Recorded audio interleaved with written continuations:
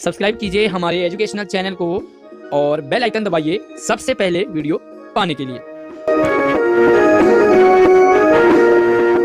एक बार फिर से आशीष सर की फ्री ऑनलाइन क्लास में आप सभी प्यारे प्यारे बच्चों का स्वागत है। आज की ऑनलाइन क्लास 26 नवंबर 18वीं वर्कशीट के अंतर्गत व्याकरण और रचना में आज हम नया सीखने वाले हैं, नया पढ़ने वाले हैं, नया जानने वाले हैं।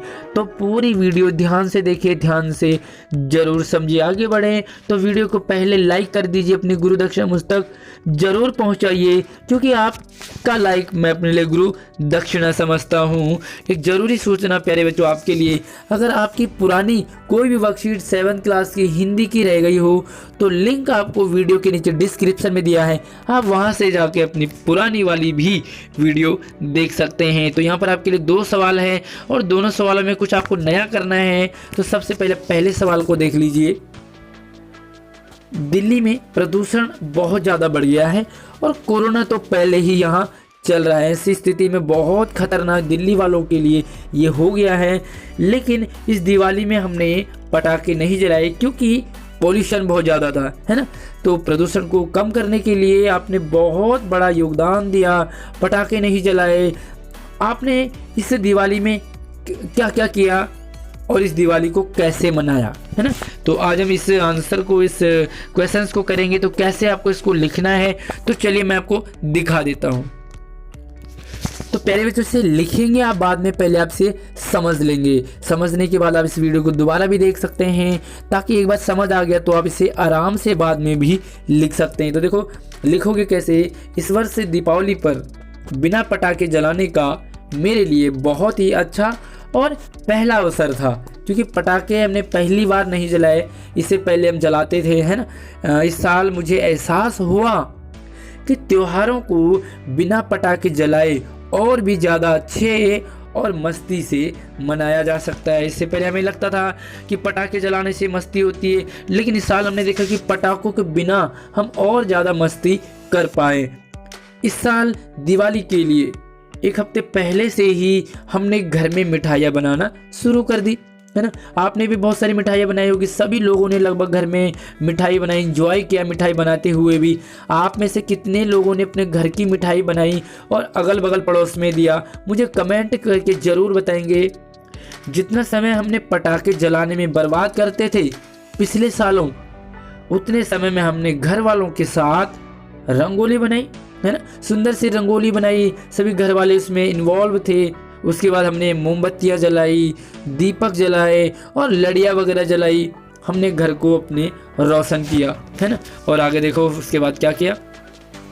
उसके बाद देखो सगे संबंधियों को खुद घर की बनाई मिठाई बांटकर दिवाली मनाई। हमने अड़ोस पड़ोस में सभी को अपनी जो घर की बनाई थी वही मिठाई खिलाई, क्योंकि कोरोना भी चल रहा था और कोरोना में बाहर की मिठाइयों में बहुत ज़्यादा खतरा बना हुआ था, है ना। तो वास्तव में इस तरह हमें बहुत मज़ा आया मिठाई बनाने में, रंगोली बनाने में और इस तरह से आपस में प्यार बांटने में। मैं आप सभी से कहना चाहता हूँ, अगर आप लड़की हैं तो आप कहेंगे कहना चाहती हूँ कि हमें दिवाली ही नहीं बल्कि किसी भी त्योहार में पटाखे नहीं जलाने चाहिए। इम्पोर्टेंट चीज़ है कि पटाखे जलाएंगे ही नहीं। शादियों में जलाते हैं लोग, नए साल में जलाते हैं और अलग अलग अपने अपने त्योहारों में जलाते हैं। तो पटाखे नहीं जलाने चाहिए, समझदार बच्चे नहीं जलाते हैं। आप में से कितने बच्चों ने साल पटाखे नहीं जलाए, मुझे ज़रूर कमेंट में अपना नाम, अपने स्कूल का नाम ज़रूर लिखेंगे। बल्कि पटाखे बनाने में ही सरकार और कोर्ट को रोक लगा देनी चाहिए, है ना। पटाखे जलाना नहीं बल्कि बनाने में ही, और जब बनेंगे नहीं तो जलेंगे कैसे, है ना। और देखो पटाखों से वैसे होता क्या है तो वो समझ लो कि इससे पैसों की बर्बादी, समय की बर्बादी और शरीर के साथ साथ पर्यावरण को भी बहुत ज़्यादा नुकसान होता है। तो देखो पैसे बर्बाद हो रहे हैं, सुबह कूड़ा और हो जाता है, कूड़ा साफ करो तो लड़ाई झगड़े और हो जाते हैं, किसी को ऊपर बम डाल दिया तो वो जल जाता है। तो प्रॉब्लम यहाँ पर बहुत सारी है। तो ऐसे फेस्टिवल, ऐसे त्यौहार मनाए ही क्यों जिनमें की दिक्कत हमें ही आती है। तो दूसरा सवाल देखते हैं, और दूसरा सवाल कुछ इस तरह से है कि आप लोग अपने स्तर पर पर्यावरण को साफ सुथरा रखने या प्रदूषण को कम करने के लिए क्या उपाय कर सकते हैं, है ना। अपने पर्यावरण को साफ रखना है, अपने आसपास को, और प्रदूषण को कम करना है। तो इसके लिए अपने दोस्तों के साथ अपने बातचीत करनी है, एक योजना बनानी है कि आप क्या कर सकते हैं, कोई प्लानिंग, जिससे कि हम पर्यावरण को साफ रखें और प्रदूषण को भी कम करें। तो चलिए इसका आंसर को देख लेते हैं। तो ये है आपके पास इसका आंसर।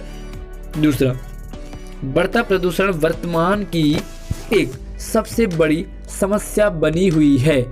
आज के टाइम में ये इंडिया में ही नहीं, दिल्ली में ही नहीं, बल्कि पूरे वर्ल्ड में प्रदूषण बहुत बड़ी समस्या है ना। तो इसके कारण समस्त जीवधारी यानी कि प्राणी, चूहे, बिल्ली, इंसान, भेड़, बकरी, सभी को बहुत प्रकार की बीमारियों का सामना करना पड़ रहा है। आप देखो, कोरोना भी तो उन्हीं में से एक है ना। तो नई नई बीमारियां, हैजा, पेचिश, डेंगू, कितनी सारी बीमारियां, पॉल्यूशन से सांस लेने की प्रॉब्लम। प्रकृति और पर्यावरण प्राणियों के लिए बहुत ही फायदेमंद है। पर्यावरण भी हमारे लिए है, प्रकृति भी हमारे लिए है ना। पेड़ पौधे, जीव जंतु, नदी, पहाड़, सब ये हमारे लिए हैं। लेकिन हम इंसानों ने इसे इतना खराब कर दिया कि इससे हमें ही नहीं बल्कि प्रकृति को भी भारी नुकसान उठाना पड़ रहा है। देखो, ये नुकसान सिर्फ हमें ही नहीं होता, प्रकृति को, पर्यावरण को खराब कौन करता? सिर्फ और सिर्फ इंसान, लेकिन भुगतना सभी को पड़ता है ना। पर्यावरण को साफ और प्रदूषण को कम करने के लिए हम कुछ उपाय कर सकते हैं। देखो, सबसे पहला उपाय क्या कर सकते हैं हम? तो वनों को प्रोत्साहन देना, यानी कि पेड़ लगाना, ज़्यादा से ज़्यादा जंगलों को और बढ़ावा देना, पेड़ पौधे लगाना। तो आप भी पेड़ पौधे जरूर लगाते होंगे। कब लगाते हैं, कहाँ लगाते हैं? तो कमेंट में मुझे ना अपने जवाब देते रहा कीजिए, ताकि मुझे लगे कि आपको भी समझ आ रहा है और ये अच्छा लग रहा है पढ़ने में। दूसरा, देखो, वनों और पेड़ों की कटाई पर रोक लगानी चाहिए। पेड़ों को नहीं काटना चाहिए, क्योंकि पेड़ बहुत ज़्यादा प्रदूषण को कम करते हैं, ऑक्सीजन भी देते हैं, है ना। साथ में और क्या क्या देते हैं पेड़ हमें? तो आप हमें कमेंट में बता सकते हैं कि पेड़ों से हमें और क्या क्या मिलता है। आगे देखो, जो कारखाने हैं दिल्ली में, वो बहुत ही भयंकर है, उनसे गंदा निकलता है। तो प्रदूषण नियंत्रक, उनमें यंत्र लगाना चाहिए, है ना। साथ में देखो, जो गाड़ियाँ चलती हैं उन पर बैन लगना चाहिए, जो धुआं ज़्यादा छोड़ते हैं। पॉलीथीन पर तो पूरी तरह से रोक लगा देनी चाहिए। और आप ये कह सकते हैं कि मैं पॉलीथीन का प्रयोग नहीं करता या नहीं करती हूँ, सब्जी ले जाते, मैं थैले में लाता हूँ सब्जी, है ना। साथ में देखो, प्रदूषित जल नदियों, समुद्र में मिलाने से पहले उसे शोधन यानी कि उसे साफ कर लेना चाहिए। तो आप अपने आसपास साफ कर सकते हैं कूड़े को, कूड़ादान में, है ना। तो धरती न मैदान में कूड़ा। हाँ, तो आगे वाली लाइन जरूर कमेंट में बताएंगे। यहाँ पर आपने ध्यान देना है कि अपने आसपास को साफ रखना है, कूड़े को कूड़ादान में डालेंगे, गंदा नहीं करेंगे आसपास में। साथ में देखो, हम लोग पॉलीथीन का प्रयोग बहुत कम करेंगे और जितना ज़्यादा से ज़्यादा रिसाइकिल करेंगे हम चीज़ों को, पुरानी। तो ये है आपके लिए आज की वर्कशीट।